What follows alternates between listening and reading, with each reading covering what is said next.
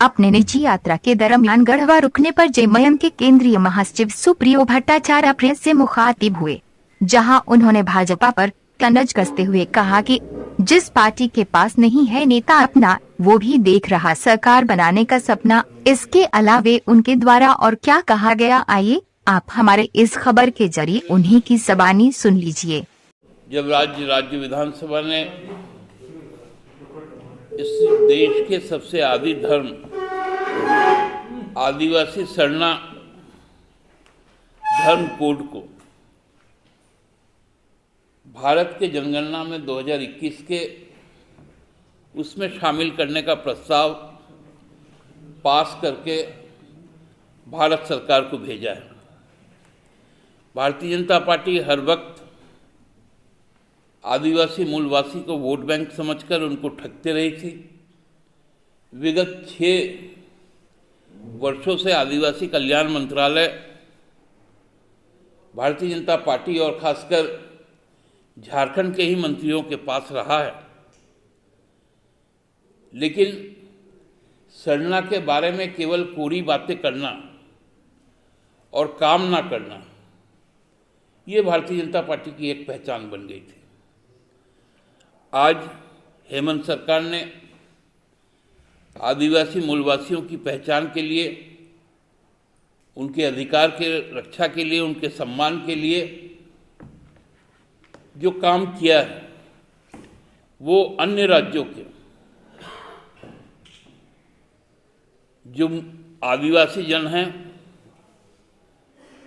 जो मूलवासी जन हैं, उनके लिए एक प्रेरणा का काम करेगी। और अब ये राष्ट्रीय स्तर पर जब इनकी पहचान अलग से होगी तो इनके संख्या के बारे में भी सही आकलन किया जा सकेगा। दूसरा, हम लोगों ने झारखंड के दुमका और बेरमो की जनता के आशीर्वाद से भारतीय जनता पार्टी के भ्रम को मिटाने का काम किया। उनके बड़े बड़े नेतागण, चाहे वो राष्ट्रीय नेता हो, चाहे वो प्रदेश के नेता हो, 3 पूर्व मुख्यमंत्री, प्रदेश अध्यक्ष की उपचुनाव में यदि भारतीय जनता पार्टी को आप लोग जिताते हैं तो यहाँ सरकार बदल जाएगी, सरकार का मुखौटा चेंज हो जाएगा। जो भारतीय जनता पार्टी विगत साल भर में अपना नेता नहीं चुन पाई, भाड़ा में नेता लाना पड़ रहा है, वो भारतीय जनता पार्टी अब सरकार बनाने का भी ख्वाब देखती है। तो ये जो भ्रम था, ये भ्रम भी कल टूट गया और हमको लगता है कि अब राज्य एक सही दिशा की ओर होगा। और हमारा अपील है कि भाजपा सार्थक और सकारात्मक विपक्ष की भूमिका में रहे, जन संघर्षों के साथ रहे, तो हमको लगता है ज़्यादा बेहतर होगा। दूसरा, हमारा आज का ये आगमन 1 साल पहले इसी दिन गढ़वा के लोगों ने आशीर्वाद के साथ माननीय मंत्री हेमंत सरकार के मिथिलेश कुमार ठाकुर जी को नामांकन के समय ही ये आशीर्वाद दिया था कि आप इस बार हमारा प्रतिनिधि के तौर पर जाएंगे।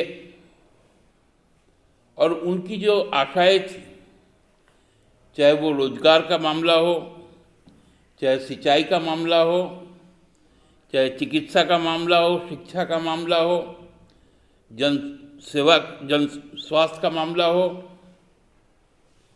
सभी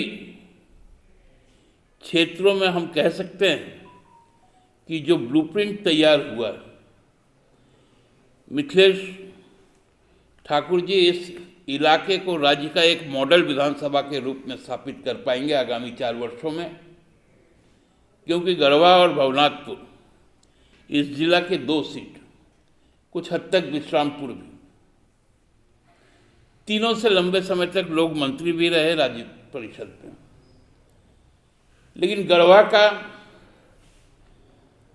विकास आज तक नहीं हुआ।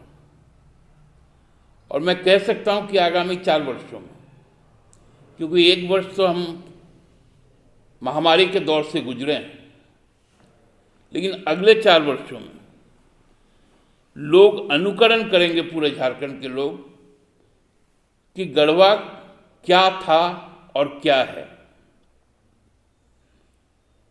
हम तो अभी यात्रा के क्रम में यहाँ पर आए हैं। अब हम लोग धीरे धीरे गढ़वा में अपनी राजनीतिक गतिविधि भी फिर से सक्रिय करेंगे।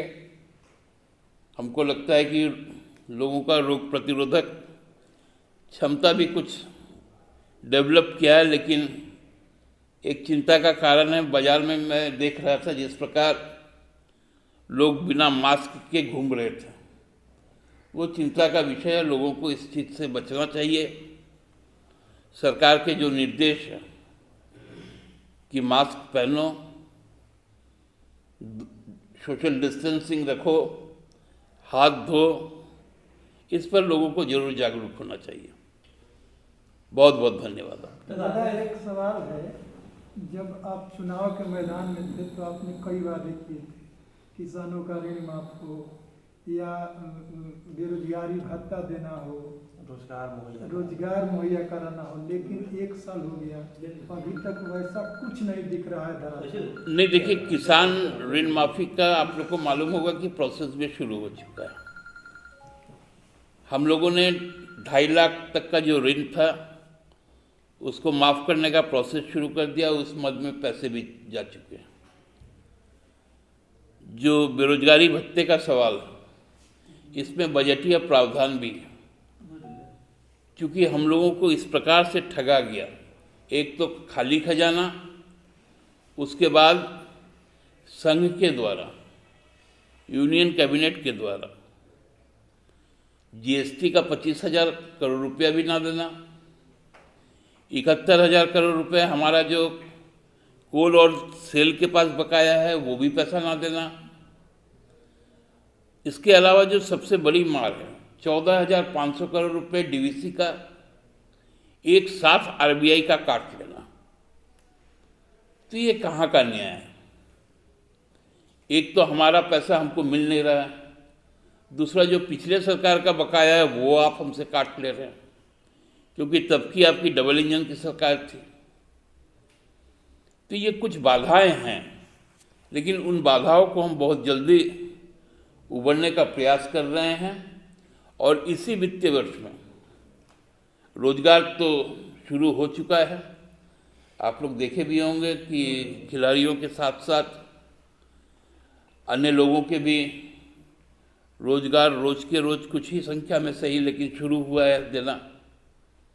जो हमारी बेटियां जो बाहर चल गई थी उनको लाके रिविलेट करके हम लोगों ने टेक्सटाइल इंडस्ट्री में सबको स्थायी जॉब मिला है। तो प्रोसेस अभी रफ्तार नहीं पकड़ पाया, लेकिन प्रोसेस सब शुरू है और आपको दिखेगा। दादा, एक सवाल, जनता आपको बैठाई और कहाँ समस्या है कहाँ नहीं समस्या, जनता को उससे कोई मतलब नहीं। देखिए, कुछ जनता को किस तरह से लाभ मिले, ये तो आपकी प्राथमिकता है। निश्चित तौर पे देखिए, हम तो बजट सत्र चला ही रहे थे कि पैंडेमिक हो गया। ये तो कोई सोच के नहीं आया था, नंबर 1। नंबर 2, पैंडेमिक के कारण रोजगार बहुत बड़ी मात्रा में लोगों की चली गई। ये एक चैलेंज राज्य सरकारों के पास भी आ गया, लेकिन हम उससे घबराए लोग नहीं। हम झूठ बोलने वाले लोग नहीं हैं कि हम हवाई चप्पल वालों को हवाई जहाज का सफर करवाएंगे। हम लोगों ने करके दिखाया। हम लोगों ने अपने यहाँ के मजदूरों को रजिस्टर्ड करके लेह लद्दाख में भेजा, चाहे उनका पे प्रोटेक्शन हो, उनका हेल्थ प्रोटेक्शन हो, उनका सर्विस प्रोटेक्शन हो, सभी गारंटी के साथ। तो हम जितना कहते हैं उतना जरूर करते हैं। और हमने जब कहा है कि हम ये काम करेंगे, कोई 16 वर्षों का हिसाब भारतीय जनता पार्टी से नहीं लेगा। वो 10 महीने में ही सब हिसाब मांगता है। यही तो भ्रम फैलाता है भारतीय जनता पार्टी। दुमका और बेरमो में तो इसी बात को लेकर वो चुनाव में गए थे। क्या हासिल हुआ उनका? लोग समझती हैं, लोगों के पास अपनी बात जो हम लोग रखते हैं वो समझती है कि किस भ्रमजाल में लोग थे। दादा, आप बेरोजगारी भत्ता कब से दे रहे हैं? एक सवाल। देखिए, मैं पार्टी का प्रवक्ता हूं, ये डेट पार्टी तय नहीं करती। पार्टी अपनी भावना से सरकार को अवगत करवाती है और सरकार इस दिशा में पूरी तरह सकारात्मक दृष्टिकोण से काम कर रही है।